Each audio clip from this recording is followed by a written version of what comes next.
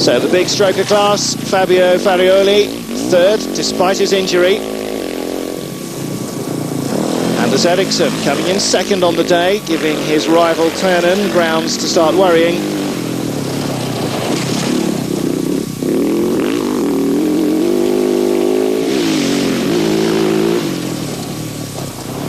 The Swede looking mighty impressive in this Nordic battle at the top of the table. But Finn Tyanen, as ever, has the answer. Not impressed, he takes victory on the day with a 20-second advantage over his Scandinavian rival. So to the 1-2-5s, and another Finn, Mikuala, takes third overall.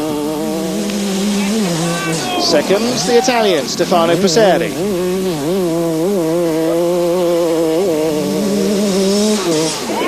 But it's Sweden's Rickard Larsson holding strong among the fastest. 2 bars from the finish, his Suzuki gives up though, and he has to retire, leaving Shane Watts in charge. The Australian style just can't be beaten, taking his third consecutive win in the class, and with a humbling margin of more than 30 seconds. Day one of the Portuguese Enduro looks like this. Watts leads it for KTM in the 1-2-5s. Peter Hansel leads it for KTM in the 250s. In the 400s, it's the KTM of Mario Rinaldi holding sway. And surprise, surprise, Kari Tienen's KTM leads the big 500 fours.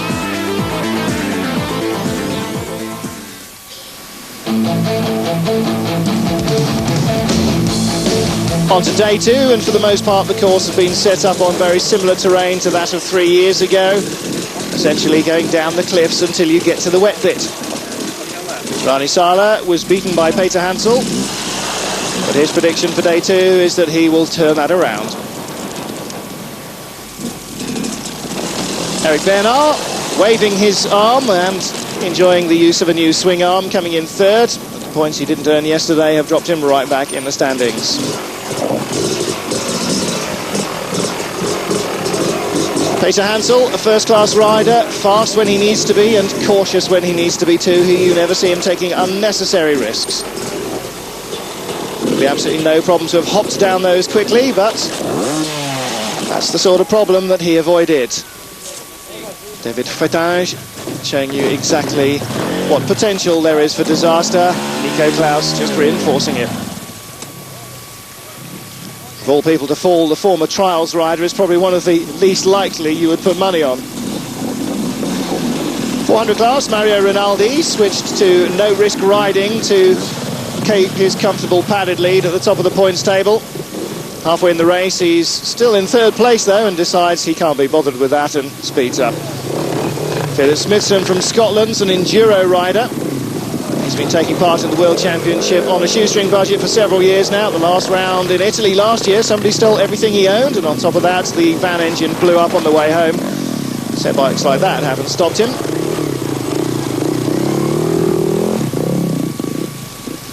Laurent Pidoux, besides riding himself, is also a promoter of the French juniors in the European Championship.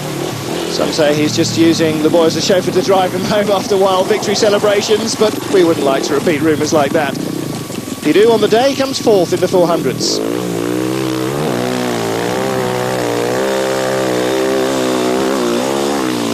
Hey, what's all that then? Dirk von Sissowitz took fourth on day one, drops back into 8th place though, with a rather poorer ride through day two. Neat turn though, Dirk.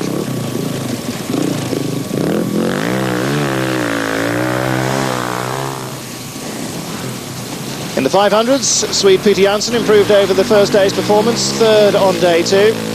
Unlike last year, his chances of catching up are slim. The competition is just too fierce.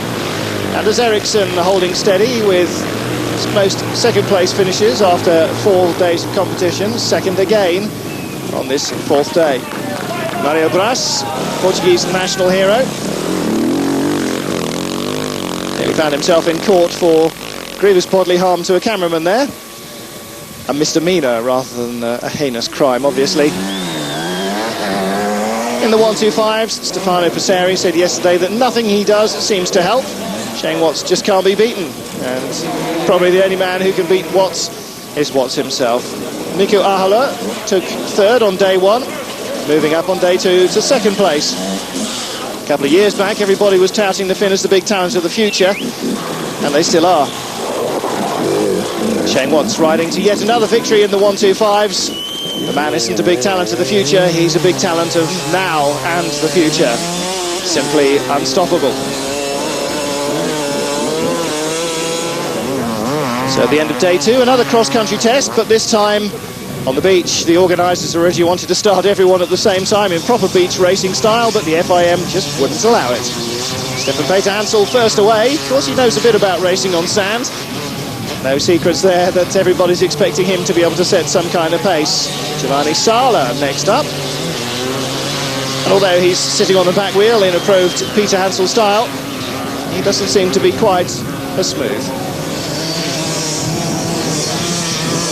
As expected, the Frenchman sets the absolute fastest time on the section, but it's not enough to win, only to take him to second in the 250 class. But he's decided to stick it out and keep going to the end of the series and try and get the championship. Never mind all that. Giovanni Sala, second, ticking away, ending up 7 behind Peter Hansel, but came into the stage with a comfortable buffer from the rest of the day and ends up 5 ahead of his French rival. That'll make up for yesterday's defeat very nicely indeed, thank you.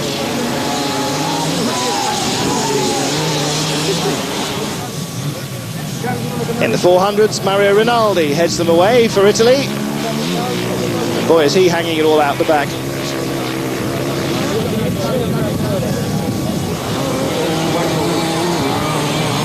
Laurent Bouffio starts this stage ahead of the Italian, so the sand will decide the outcome of day 2 here in Portugal for the 400s.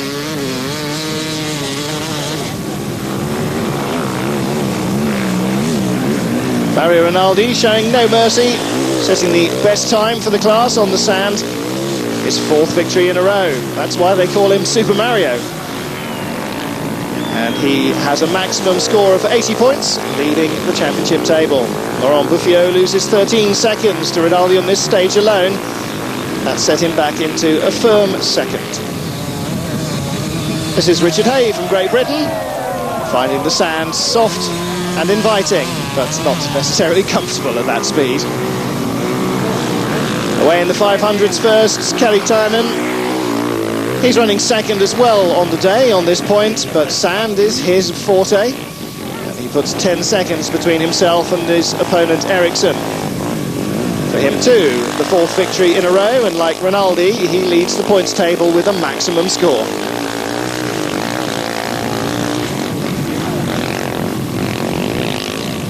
So to the 125s, and Shane Watts without a care in the world. It's like he's home on Bondi. He's won on every stage but the last one. But it's dangerous to forget the competition even for a second. Stefano Passeri rides the fastest time for the 125s. Sadly, he took his time getting to the end of the previous stage, so this isn't enough to earn him better than 3rd. Shane Watts managed his only 5th best time. He probably stopped to slip, slop and slap with the sun cream. But in the end, it was good enough to get him victory on this day with a 4-second lead. For him too, a 4th consecutive victory in the World Championship.